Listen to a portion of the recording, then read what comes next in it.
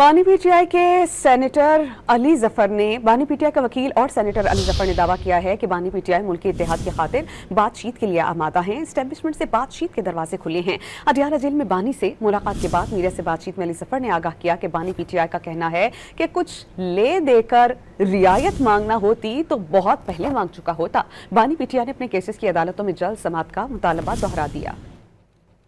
साथ ही बड़ा वाज़ेह कह दिया कि कोई गिव एंड टेक नहीं है। हमें सिर्फ मेरे दरवाजे सिर्फ खुले हैं, सिर्फ और सिर्फ इस्टेब्लिशमेंट से बैठ की बात करने के लिए, नेशनल यूनिटी की खातिर, इत्तेहाद की खातिर। इसके अलावा मैंने कोई अपने लिए कोई चीज़ मांगना है ना कोई है बना अपने इंसाफ चाहता हूँ।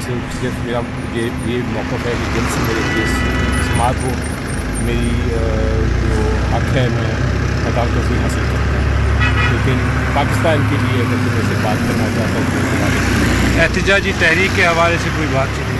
मैंने कहा वो मैंने अनाउंस कर दी है और उसकी स्ट्रेटजी उन्होंने एक्सपेक्ट करते हैं कि हम अगले 5-6 दिन को स्ट्रेटजी